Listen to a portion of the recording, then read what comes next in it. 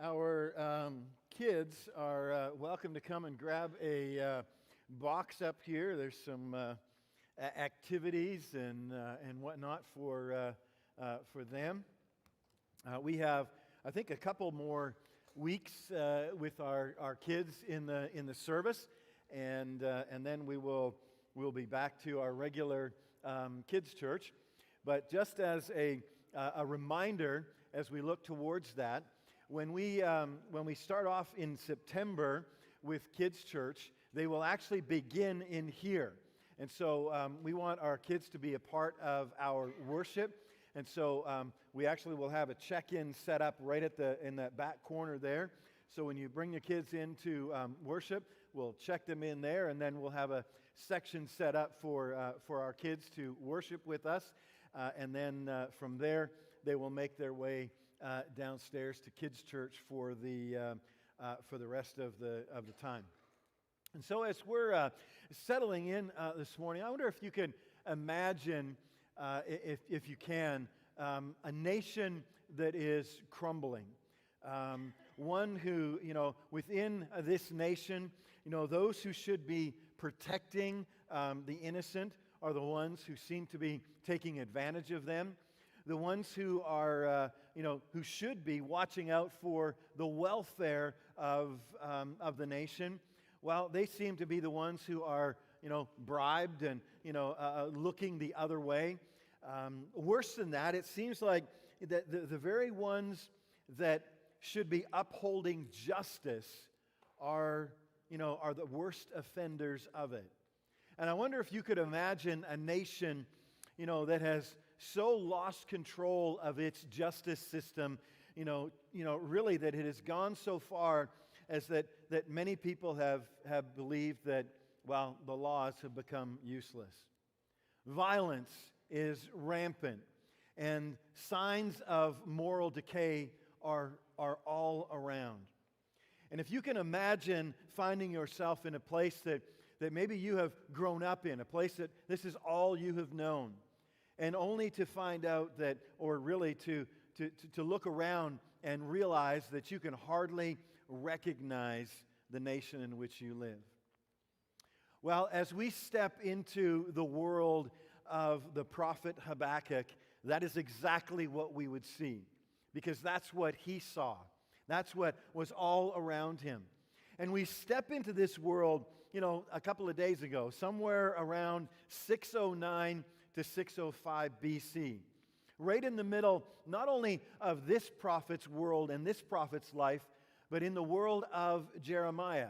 Jeremiah might be a little bit more familiar to most of us, and so it would be right in the midst of the time that Jeremiah lived and the time that he preached in Jerusalem.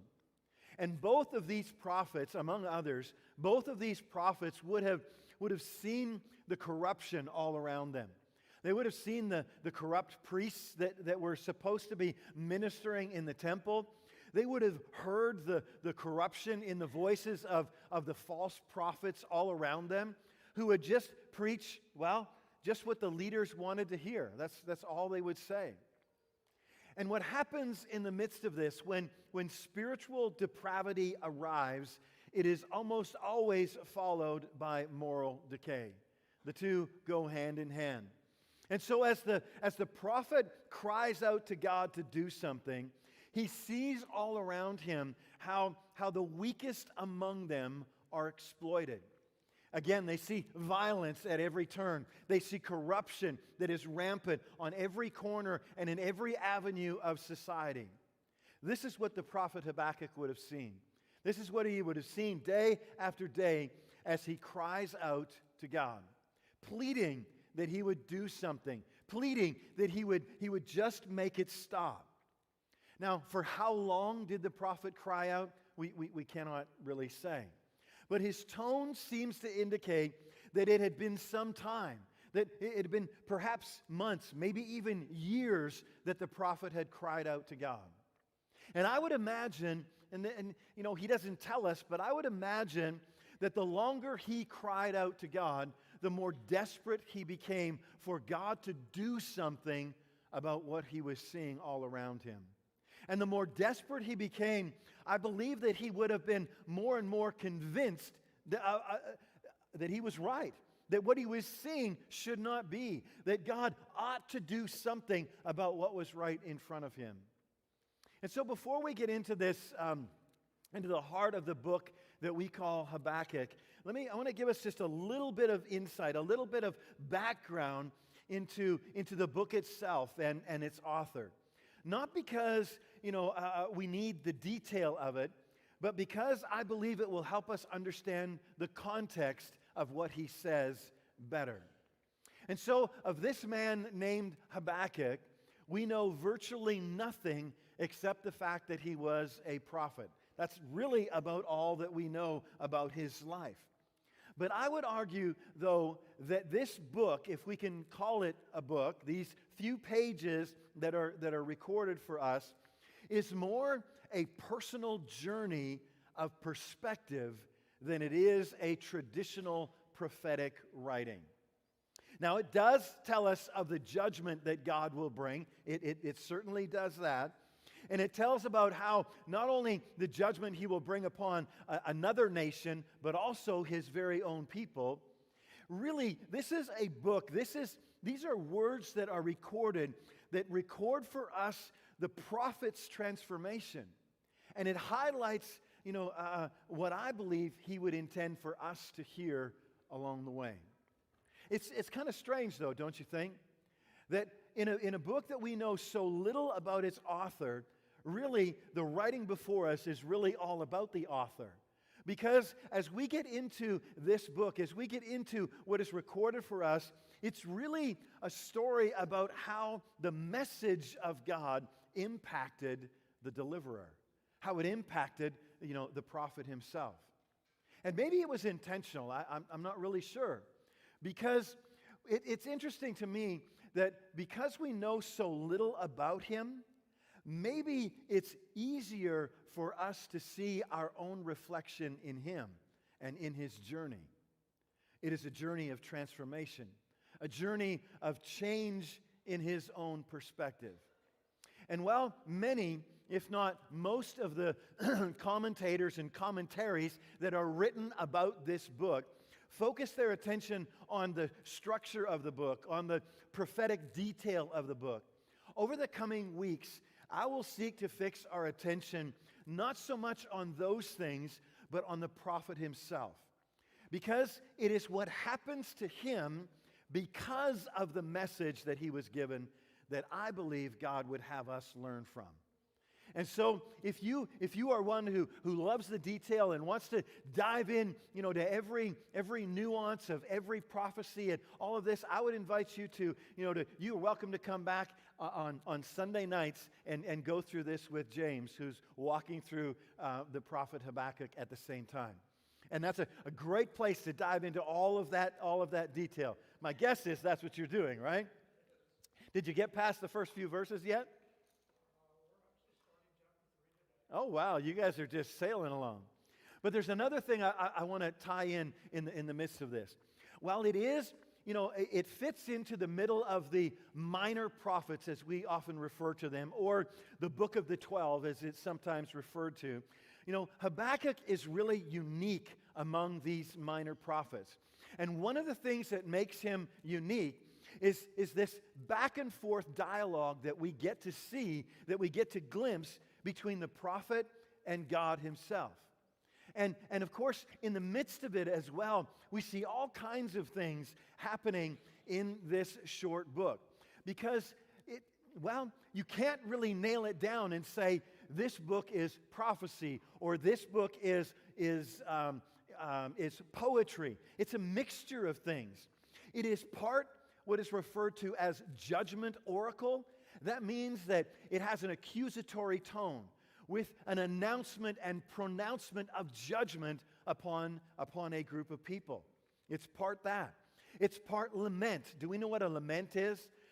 If you're familiar with Jeremiah, a lament is things like, lamentations. It's the crying out to God, complaining about evil. It's this heart-wrenching desire for something to happen. It's also part those things, but it's also part taunt. Do we know what a taunt is? You know, I mean, I don't know that anybody in here roots for, you know, a particular hockey team. I was picking on Justin earlier, but, I mean, we get that, right? If somebody's on your opposing team, you know, I mean, it's the jabs that we sometimes throw at each other, the taunting that happens in there. Maybe the most famous taunt that we find in our Bibles, we could find when Goliath would come out. Remember that? When Goliath would come out to the people of Israel every single morning, and he would taunt them. He would put them down. He would talk about how you know, weak their God was and how weak they were. Of course, until David stepped out, and we know how that ended. But it's also part what is referred to as woe oracle. And this is really kind of what happens as a result of the judgment prophecies. It's aimed at a guilty party, describing the accusations against them and what is going to happen as a result. And if all of that is not enough, he throws a song in at the end of this short book as well. But not just any song or psalm, we could say.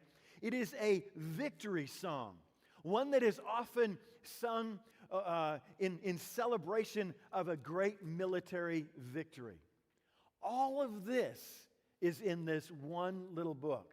It's no wonder that some commentaries spend so much time trying to pull apart and trying to understand why did he structure this the way he did.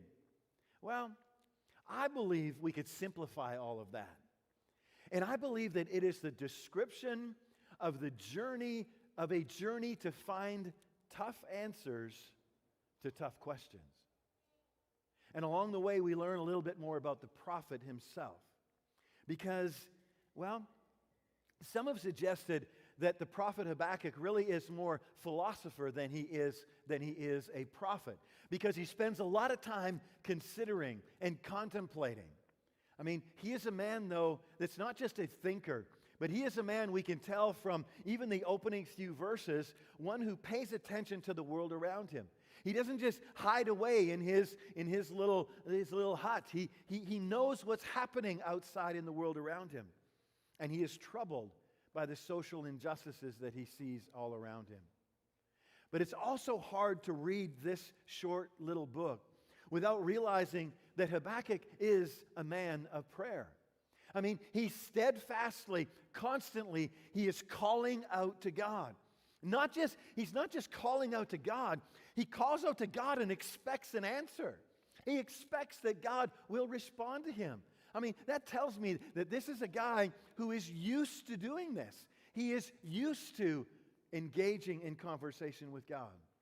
And in the middle of all of this, well, he's also influenced by music. We get this because of some of the musical notations that he puts, especially in chapter 3. But, I mean, that has led some to speculate, well, maybe he was from the Levitical line, and so we can go down that rabbit trail. But again, I would say this, that in the midst of all of this, he is a man who undergoes a transformation, which speaks to me, I think, of the most important element that each of us need to grab a hold of as we dive into this today. And that is a willingness to change. You see, that's what happened to the prophet. And so let's see where all of this began. In the first chapter of the book of Habakkuk, it says this: "The burden which the prophet Habakkuk saw. O Lord, how long shall I cry, and you will not hear? Even cry out violence, and you will not save. Why do you show me iniquity and cause me to see trouble? For plundering and violence are before me. There is strife and contention arises. Therefore the law is powerless, and justice never goes forth. For the wicked surround the righteous. Therefore perverse judgment proceeds." The burden which the prophet Habakkuk saw. That's an interesting statement, don't you think, as he begins? I mean, that's the words that he uses to open these words that would ultimately transform him. But there's a couple of things I want us to note before we go on. First of all, I think that even though it's translated differently in other translations, I believe that word burden is the correct word. I believe it is right, because any word that is given, well, that comes from God, given to a genuine spokesman of God, whether a prophet or a preacher even today, such a word carries such a weight that it is felt down to the very depths of your soul. That is what happens when God places, a message upon your heart. It cannot be described as anything else other than a burden. Those who do not see or do not understand the burden of it, likely they are those who are proclaiming their own message with their own agendas, not that of God.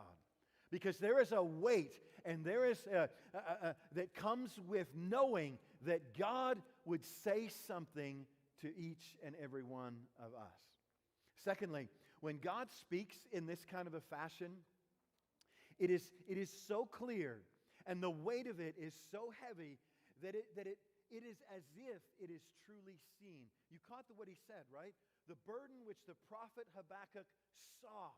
It wasn't so much a vision he saw, but it was so clear in his heart. It was so heavy upon his heart. It was as if he saw it even with his eyes. And once it is heard, once it is that clear in front of a spokesman of God, the task of the prophet is to simply deliver it.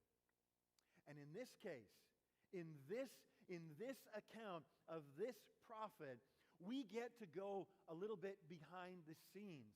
We get to see a little of the process of what happens and how it is shaped.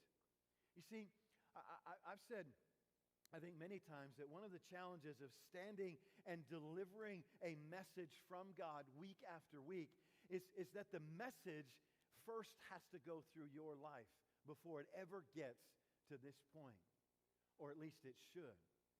And in this case, we get a rare glimpse of how that happens.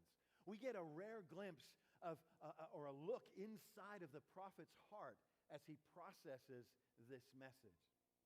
Where most often all we see is the resulting message or the resulting prophecy. Here, we get to see how this message shaped the prophet before it was ever delivered to the people. And we see a little of the prophet's struggle along the way. We hear it in his words. We can see it just in the language that he uses. And a part of that struggle is pretty easy to see, isn't it? It's patience, or maybe we say the lack thereof, right? I mean, what does he say?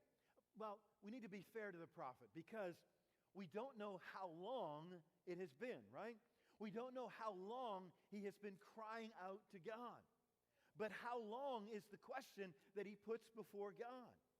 For us, it's easy, right? It seems quick, because all we got to do is read the next verse. But it didn't happen to the prophet in this same manner. He didn't get to just turn the page and find out what would happen next. I mean, it seems to me that it has been weeks, it's been months, it might even have been years that the prophet has been crying out to God. But what we do know is that as he begins to cry out, his perspective shines through, doesn't it? In other words, we see his perspective by the words that he uses as he cries out to God.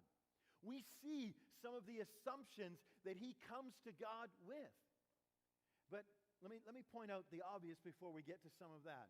Before we ever get to a change in perspective, for the prophet, and certainly for us as well, it starts, or it has to start, with a longing to hear from God in the first place.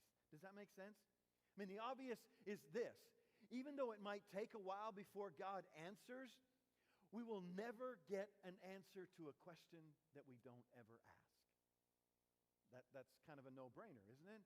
If we don't ever ask, we will never get an answer to the question.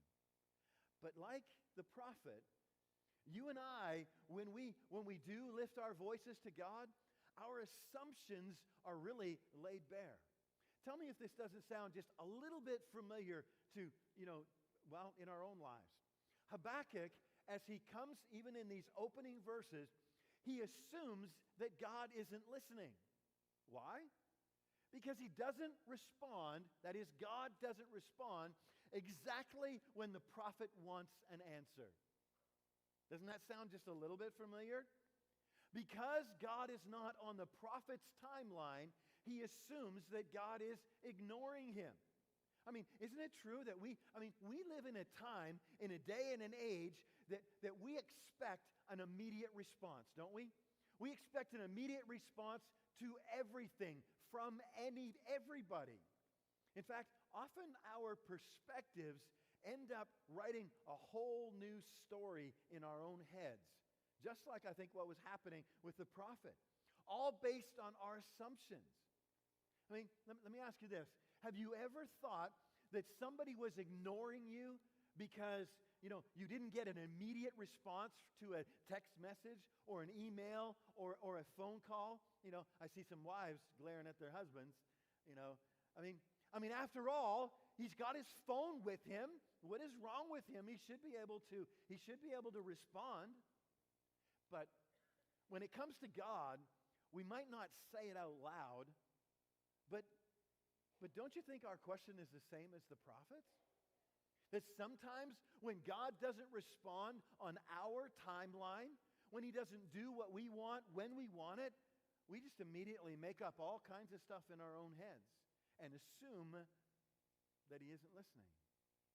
But I think he also assumes that God doesn't care, because God doesn't seem to be responding to the things that matter to the prophet. And according to him, they should matter to God. God, this should bother you. Why aren't you doing something? I mean, after all, if God doesn't fix this problem when I want him to fix this problem, as he obviously should, I guess he doesn't care. Doesn't that happen in our own minds? Don't we do exactly the same thing? Have we not at one time or another thought that exact same thing? Because not only God doesn't respond on my timeline, but he doesn't do what I want him to do, that maybe he just doesn't care. But the prophet also assumes that God isn't doing anything. Why? Because God hasn't done what the prophet wanted him to do. He hadn't acted how the prophet wanted him to act.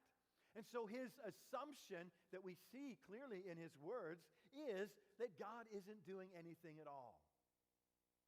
Isn't that familiar to some of us?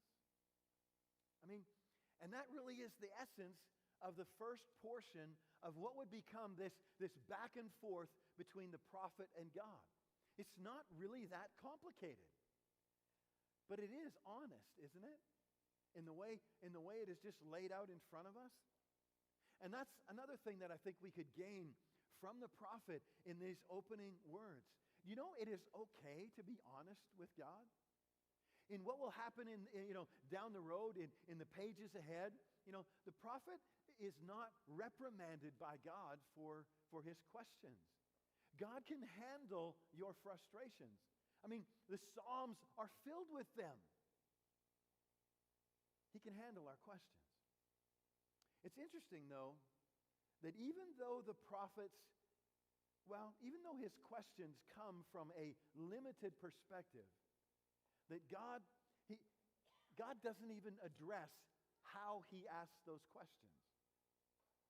But it won't take very long into God's response before we realize that our view, that our perspective, that of the prophet and that of us as well, is very limited, isn't it? And like Habakkuk, we so often think that we know what's happening, don't we? We assume we know all that's going on in the world. But we see from such a short-sighted perspective. I would take it a step further. We see from a warped perspective. It's warped, first of all, by sin. We are a fallen people. That means that our motives can't be trusted. That means that what we see is tainted by the sin that is inside of us. More than that, it's warped by the fact that we are fallible. That means that we can be wrong. How often have you made assumptions about something? Maybe it's, the way somebody responded or how quickly they did not respond, that you made all of these assumptions only to find out later that you were absolutely wrong. It happens. It is warped by our selfishness, because don't we too often make things only and all about us, right? We make up these whole stories in our heads from our assumptions that we have no clue of really what is going on. And more often than not, I hate to burst your bubble, it probably isn't about you at all. Sorry. And of course, it's warped by just our own short-sightedness. Rarely do we see past the problems of today. I mean, how is it, we used to say it, rarely do we see past our own noses, right? We just don't. And like the prophet's first question, let me say this. I'm not going to answer any questions this morning.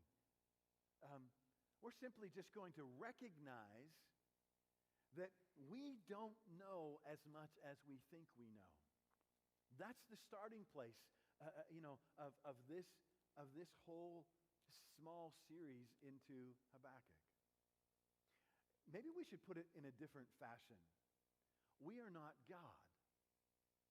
And maybe sometimes, like this man named Job, maybe we need to be reminded of that sometimes. Do you remember what happened in the book of Job? Job's a fascinating book. But God turns to him and says, "Where were you when I laid the foundations of the earth?" He said, "Did you see or did you set the sun and the moon in their places? Do you know where light begins and darkness hides?" And of course, how can Job even hope to respond to such questions? You see, we are limited. We are just as limited as Job. And the answer, of course, is no. We were not there.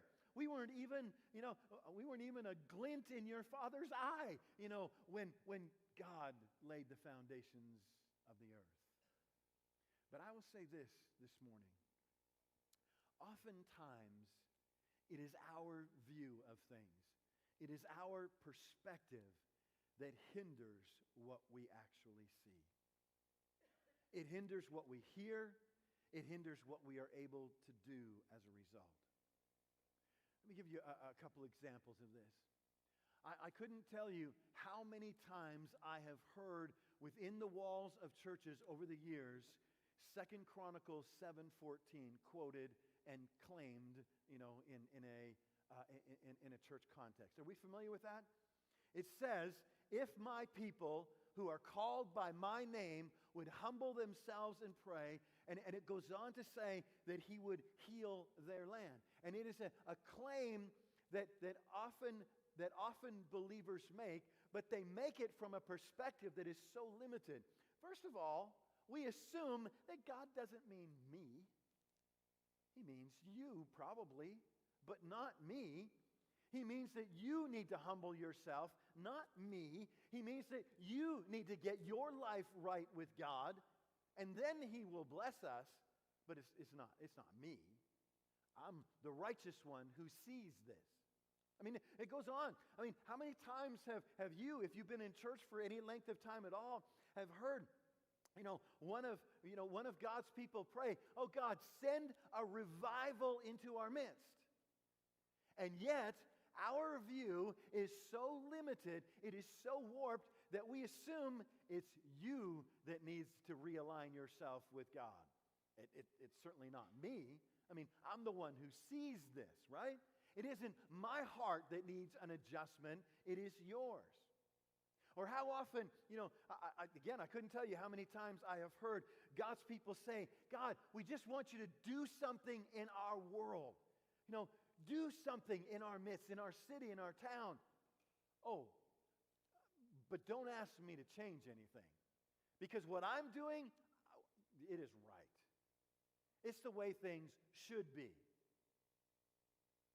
And as we saw last week even, so often we cry out to God wanting Him to do something great and amazing, but we don't want it to cost us anything, right?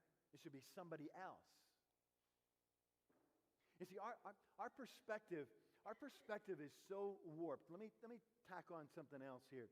That in most of Western Christianity, in churches just like ours, we do not see what is truly wrong with our world. We don't see it. It's because our perspective is off kilter. Our perspective is warped. We see things from the wrong perspective, and as a result, we try and solve things, or we try and present an answer from the wrong angle. Let me say this simply. We live in a lost world. We do not live in a world that has strayed from its relationship with God. We live in a lost world. Do you understand the difference between those things? We are not trying to reach a group of people who are out in the midst of, now I'm not saying there aren't some of those, but in general, we're not trying to reach a bunch of people and have them come back to church. We are trying to reach people and introduce them to who Jesus is. That is our goal. And it's a very, very different starting place. One makes all kinds of assumptions, first of all, about how much they know about Jesus, how much they know about God, of what they should be doing, how they should be behaving. The other assumes absolutely nothing. Let me introduce you to this one called Jesus. It's a very different starting place. I mean, on and on we could go. Let me say one more thing. We don't need revival outside of the walls of our church. We need an awakening outside of the walls of our church. We need a revival inside the walls of the church. Then an awakening usually follows. Do we understand the difference there? You see, our view, our perspective matters because it changes how we approach everything. And as we look out at the weeks and the months, and even I would say the years ahead of us, as we look out even at this campaign, going forward, if we do not have the right perspective, we will miss everything. And so, as we turn the page next week, we will see that not only is our view limited and warped, it is also blind more often than not. Because we see through the very same eyes as the prophet, and we make assumptions that are just inaccurate. Because one of the things that God will kind of tap the prophet on the shoulder and say, oh, I've been doing some things. Things that if I laid them out in front of you, you would never even believe if you heard them. You see, well, the question is simply this. Will we surrender our own view and allow Him to adjust our perspective so that we might be able to see, so that we can not only recognize what God is doing, we can recognize where He's doing it, and we can then see how we can get involved with what He is doing. And you know something that I have discovered along the way? Maybe it will help you. I don't know. I've discovered that God does a whole lot more in me when I assume that when God speaks, I'm the one that's going to have to change, not God. You see, sometimes I think we come to places like this, we come and we gather in places like this, and we think that somehow we can come and we're going to change God's mind. We're going to get Him onto our agenda. That's the wrong perspective. Because if we ever caught a glimpse of what God is doing, if we ever took a step back and saw from His perspective, it would change everything about our world. And we would end up in the same place as the prophet Habakkuk. our perspective would be turned on its head. And all of a sudden, we would see and recognize what God is up to. So when we come to a book like this, I know what happens because I've fought it, right? We look at a book like this and we think, what is this preacher doing? What in the world does this have to do with my life today? Of what army and what nation God is going to destroy thousands of years ago? Well, I think if we step back over the coming weeks and we examine what happened in the life of the prophet, if we look at his life and look at how he responds to God, I think we will see an invitation for each of us to not just change our perspectives, but to grab a hold of his. And then we will see what God will do in our midst. Then we will begin to see what God will do in each of our lives. And so if we can, at the beginning of this, if we can just take a moment and just commit ourselves, just say to God before we go, God, I've probably been looking at this through my eyes. Will you give me a little of yours over the coming weeks? And see what he will do